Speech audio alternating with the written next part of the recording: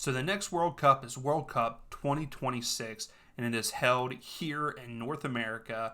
So what does that mean for those national teams, the MLS, and the growth of soccer in the United States? We're here to find out. I hope that everyone had a good holiday and a happy new year. I'm glad to be back. We're going to start off with talking about the national teams first, but you definitely want to wait to see what I have to say about the MLS later on in the video. But let's start off with Mexico. Mexico plays at the Estadio Azteca. They're in Mexico City. They are very, very strong there, and they don't lose very often. So I think for Mexico in the 2026 World Cup, if they have a good team, a decent team, I believe that they will have no problem getting out of at least the group stages, because once the group stages are done, all of the knockout rounds are in the United States, which Mexico is pretty strong playing in the U.S. also, but playing in Mexico City and Estadio Azteca, they're pretty much unstoppable. They've only lost a handful of times. And speaking of that, in their last 7 competitive matches, they are 4 wins, 3 draws, and no losses. So that just shows you right there how strong they are. But on the flip side, for these 3 teams, for the national teams, Canada, US, and Mexico, they play in a very poor league in the CONCACAF. They are the 3 best teams. No one can touch them. You have Costa Rica that plays pretty well. Honduras every once in a while does a pretty good job, but as consistency, the US, Canada, and Mexico are the 3 best teams in CONCACAF, so that is all their competition. So you can also look at it in that way too, because we don't play any of the big European sides or even the stronger South American teams there. Now, as for Canada, they don't have a set home stadium like Mexico does. They have played at 3 different stadiums, which is BMO Field, Tim Hortons Field, and BC Place. Tim Hortons Field will not be in the World Cup. It will not host any matches, but BMO and BC Place will. For them, in their last 10 competitive matches, they are 9 wins and 1 draw. Canada surprised us all in the CONCACAF for World Cup qualifying, finishing first. I think that a lot of people were surprised by that, because usually it is Mexico or the US. Usually it's been dominated by those 2 teams. Canada has come up in the recent years, really more than just years, because, World Cup qualifying takes 3 years to, complete, but they have come in, they've dominated, and that is why they're 9 wins and 1 draw in their last 10 matches. Now, again, I think that they will play their group stages there in Canada. I think that they will get out of the group stages unless they are in a big group of death, just like Mexico. I think that they will make it out of the group stages, but once again, they come to USA to play those knockout stages. According to rumors and stuff, that is what's going to happen for the World Cup 2026. Now, for the United States, they do not have a home field here in the U.S. They have played at 116 different venues throughout the United States, which is pretty wild to think about. Now, the most played at stadium was the Robert Kennedy Stadium in D.C. that has held 24 matches total for the U.S., which it is no longer a field. Also, a fun fact is California has hosted 114 of the matches for the U.S., but all throughout California. The most games that have been played in one place is the LA Coliseum, Memorial Coliseum, where there was 20 matches, and then the Rose Bowl, which there has been 17 matches held there for the United States. Another fun fact is that the Rose Bowl actually held the 1994 World Cup final, and they also held the 1999 Women's World Cup final there at the Rose Bowl. Yes, the Rose Bowl is in contention for one of the places there for the World Cup in 2026 for knockout stages. I don't know if it will get the final. I think that your bigger stadiums, there's 2 or 3 of them that are bigger than the Rose Bowl.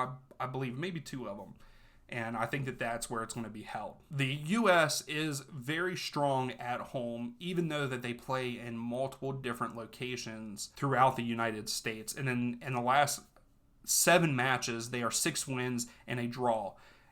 that is going to help the U.S. out. I think that the U.S. will get through their group stage in 2026, and with the games, the knockout stages all being played in the United States, they have a potential to go far.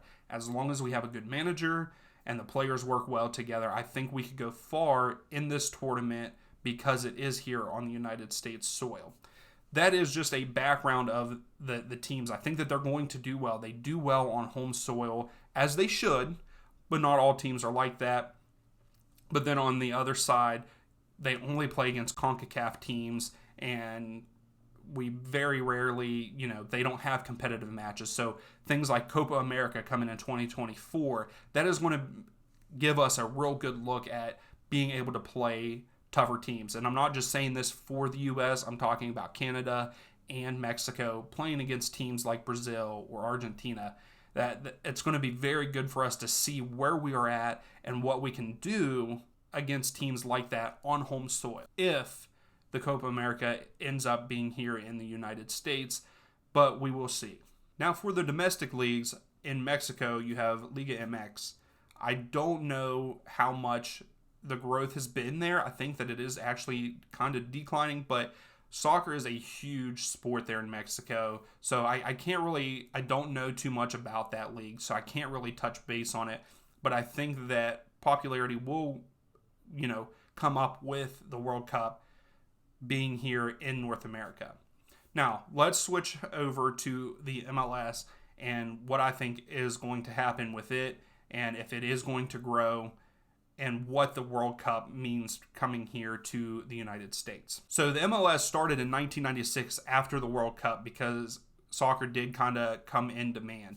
And since 1996, we went from 9 teams to 29 teams leading into 2023 here in the MLS. There's also rumor that San Diego Loyal will also be coming into the MLS, so that will put us at 30. And I think that we will probably get 1 or 2 more teams before World Cup 2026 comes here to the U.S. and Canada and Mexico. So that is also a great thing for the MLS. It has grown so much over the years. Just in the last 10 years, we've actually had 10 teams join the MLS, and so it is expanding. And then another fun fact is, in the last 5 years, the league has grown from 22 to 29 teams. So it is growing in popularity. I also have some other numbers here. The MLS actually hosted over 10 million fans during the 2022 season, which is marking the most that the teams have generated in history for the MLS. The record before that was held in 2019, which was 8.6 million fans. Now, of course, 2020 came with COVID, and 2021 where we're still recovering from COVID. So that's why the record wasn't broken in those 2 years. And I think that they would have if we didn't have that pandemic. And I think that maybe the growth would even be more than 10 million fans being hosted at venues if we didn't have COVID. Now, according to Disney's network, they had viewership on an average of 356,000 viewers on average during their time, which that is their highest, and it is 13% growth year over year of viewership. And for Canada, we saw an 8%. So viewers in Canada, we saw an 8% increase from the year before. The league also added 600,000 net followers on social media platforms, a 65% year over year increase also. And then jersey sales in 2022 were increased by 10% over last season on MLS.com. Now, for this upcoming year and leading up to the World Cup, Apple and MLS have come to a deal to have the MLS season pass. They have also made a deal with like Fox to have games on and all that. I think it is awesome that they did this deal with Apple. I don't think it should have been a 10-year. I think that they should have rewind back and maybe did like a 5-year deal. I hate that it has to be purchased and it is so expensive. It is $99. And if you're already an Apple member, it's $79 for the season. I hate the fact that it is that expensive, but also at the same time, I understand that they have to make their money and you're able to watch every game, no blackouts, which is awesome. for someone like me, I'm going to watch all the games. Hopefully they have a show, and I think there has been rumors like the Golazo for the Champions League, if anybody knows what that is, through CBS. That would be awesome because a lot of the games are played at the same time. And speaking on that, for games being at the same time, I think that the MLS failed here on that because you want the league to grow, and I know that we want the league to grow in the US, but you have to look at a world view, and I think that they failed because most of the games are at 7:30 p.m. Eastern Standard Time, which, if you want, I know on this channel I have a couple of European people that watch my channel, and I have spoken to them, and it's going to be like midnight, 1 o'clock before the game even starts their time. So they're not even going to get to watch it. They're going to have to, if they decide to pay for Apple TV for the season pass, they'll have to rewatch the games the day after.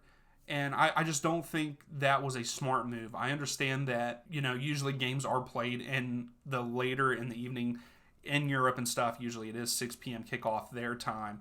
But here we've got to account for that, and I think that we should have had games earlier, especially since most of our games during the first half of the season are on a Saturday or a Sunday. And I think that that's also like even a crappy thing for US people. There's a lot of games that are happening at 9:30, 10:30 at night on a Sunday Eastern Standard Time. Why is it so late in the evening? I think that the MLS failed on that, and I think that might hurt viewership a little bit. Now, it's not going to on a Saturday, because people do stay up later, but Sunday night, if I have to stay up and if I want to stay up and watch the game, I'm looking at, 10:30, 11:30, midnight before I would go to bed if I stayed up for the whole game. And I just don't think that's good marketing on the MLS. I think that they could have done better with that. And also, like I said, you want it to grow everywhere. There's a lot of Premier League fans here in the US and all that, so we get to watch those games because they come on earlier in the day.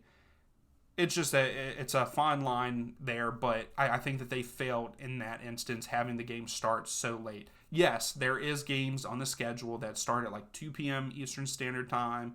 I think that there is a couple even at noon. I think that 2 to 3 o'clock range is where they should have done it, in my opinion. I know that they have made deals with other companies for like Mexico, Canada, to have these games and watch them, and like I said, Fox. So it is nice that they're also branching out for that to give more options for people. And then even Apple are letting so many games free throughout the season, so that is pretty nice. I do really love the option that we can watch any game at any time.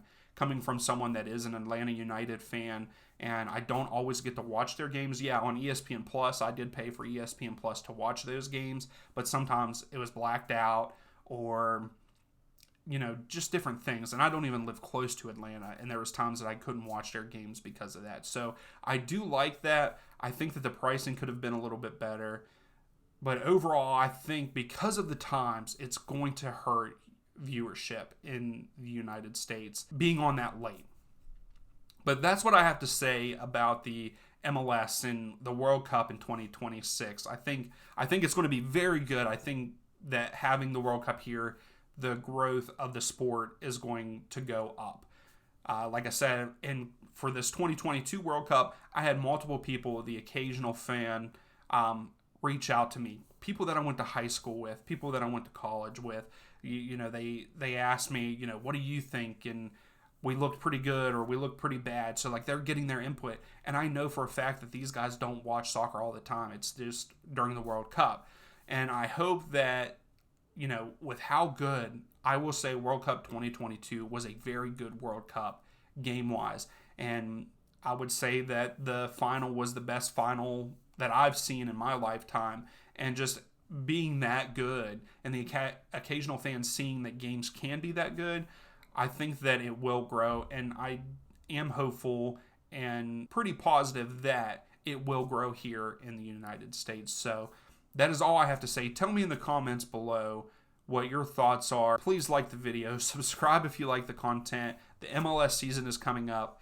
Next week, stay tuned for my predictions for the Eastern Conference, the Western Conference, and then I am going to even do a early prediction on who I think will win the different MLS awards. So until then, we'll see you next time.